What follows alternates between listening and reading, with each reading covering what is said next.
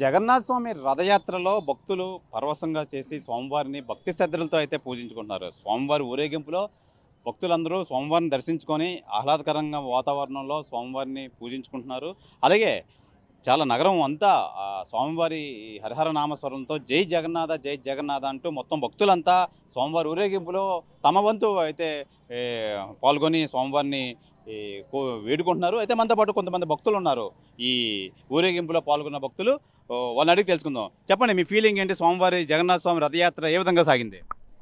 నిజంగా ఈరోజు చాలా సుదినం అండి.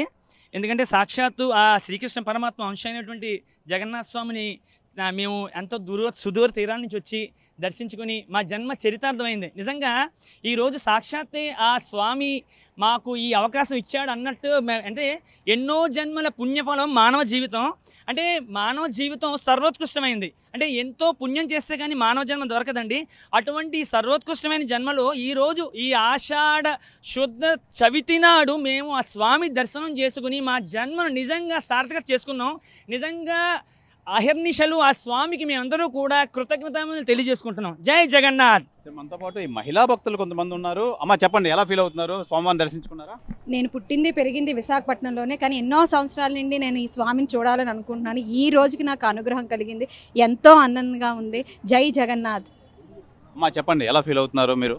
కలియుగంలో మనం చేసినటువంటి పాపాలు ఏమైనా పోవాలంటే ఏం చేయాలని అడిగితే తెలిసిన ఒకే ఒక్క మార్గం భగవన్నామ స్మరణ. అదొక్కటే. అంటే ఈ రోజుల్లో ఎవరికి ఖాళీ లేదండి. అందరూ ఎవరి పనుల వాళ్ళు బిజీ అయితే మరి మనం ఏం చేయాలి అంటే నామస్మరణ ఒక్కటి చేస్తే చాలని దేవుడు చెప్పాడన్నట్టుగా చెప్తున్నారు.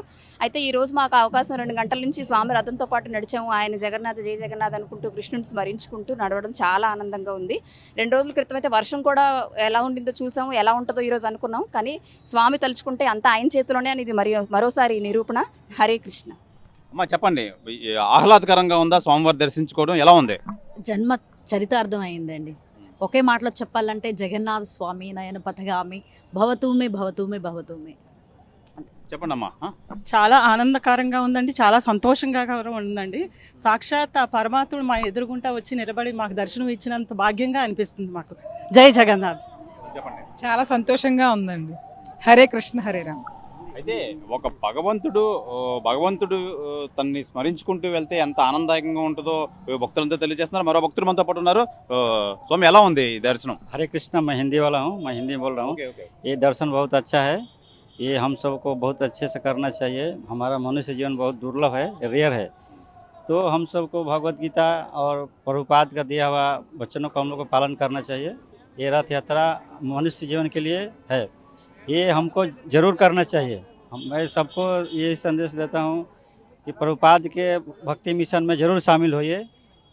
इससे ही हमारा जीवन सफल होगा। हम कितना पैसा संपत्ति कमाते हैं वो तो हमारे इंद्रिय तृप्ति के लिए है, लेकिन हमारे अंदर का जो सोल है उनको सेटिस्फाइड करने के लिए हमारा भक्ति लाइन बहुत ज़रूरी है।